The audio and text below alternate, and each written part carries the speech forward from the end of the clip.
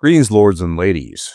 We have discovered some rather unsurprising news that won't shock you, but news that nonetheless should be reported on. And that is the fact that Microsoft has decided to lower the price of Outer Worlds 2 from 80 USD, or as I said before, 92 in various places of Europe, to 70. Now, the question that you need to pose here, obviously, is why did they do this? Out of the goodness of their hearts?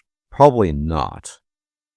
What in all likelihood happened is that Microsoft took a look at the landscape, and in particular, they had a look at pre-orders.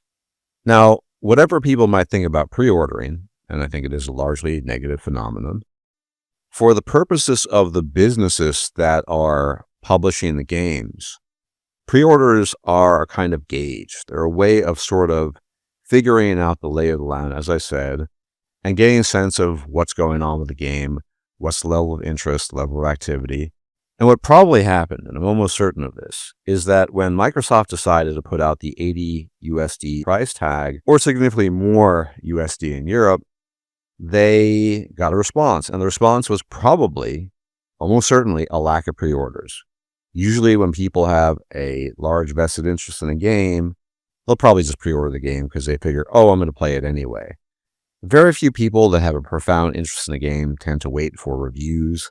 I think reviews at the end of the day are a bit of a meme. It's a bit of a tangent. But I think if you really want a game, you're going to get it and play it yourself. Reviews might be interesting to corroborate your own feelings or perceptions of the game or what have you. I might make a separate video about this, but nonetheless, most people don't wait for reviews. Few exceptions, obviously. If they want a game, they're going to get it. And the best way to signal that interest is to pre-order. But when your game costs 80 USD or even more in Europe, then you have a problem. And that problem is, of course, that people are probably less inclined to pre-order the game because we have to be honest, we've talked about this before. Outer Worlds 2 does not look like it's $80 worth the money. It just doesn't. At best, it looks like a $60 game in my view. However, they decided to settle on the quote-unquote industry standard, these days at least, of 70 USD, which of course is more in Europe. Now, this is probably just going to be the way things are henceforth everywhere, that most quote-unquote AAA games, although Outer Worlds 2 isn't really a AAA game, are going to cost $70 or even more outside of the US. Simply because that's what's happened. You can argue the reasons: inflation, costs of development, costs of paying developers, yada, yada, yada. It doesn't really matter. Do I think the $10 difference between the original asking price and the current one is going to make a huge difference? Maybe. At the end of the day, everyone knew that Microsoft's strategy entailed driving people from buying the game, but by all means buy the game if you want, spend the $80+ if you want, to Game Pass. And maybe that effect didn't actually take place. Maybe nothing happened. So they're hoping now that with $70, they can somehow finagle their way into people's wallets. And maybe they will. Again, most people, myself included, don't think that Outer Worlds 2 looks like a $70 game. At best, $60. I think, frankly, it looks like a $50 game. I really think that $50 would be a fair price tag in today's market, though obviously the powers that be at Microsoft would strongly disagree with that statement, but I do think it's about $50 worth. I don't have a profound interest in this game. I made that very clear. I played the first Outer Worlds. I thought it was okay-ish to mediocre, nothing special about it.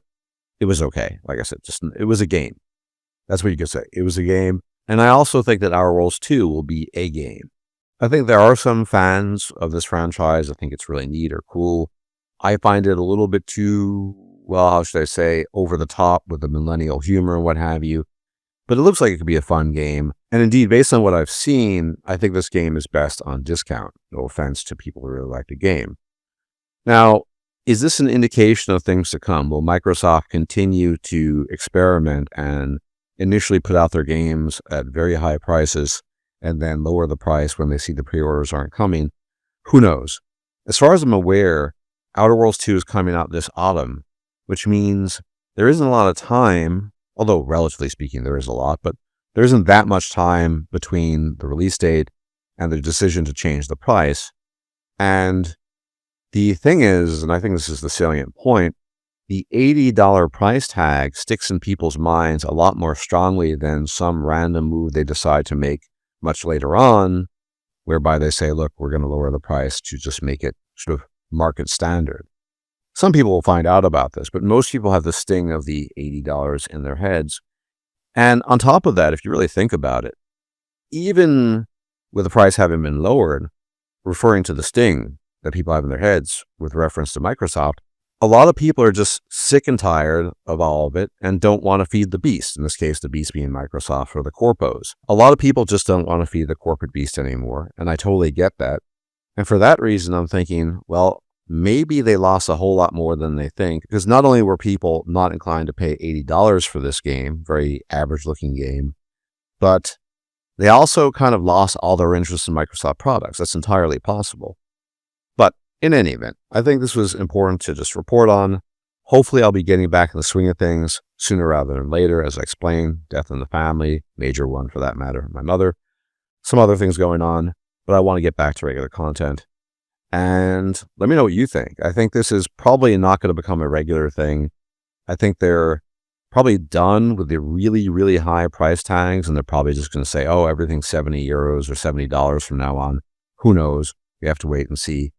For myself, as I said, I'm not interested in paying for this game.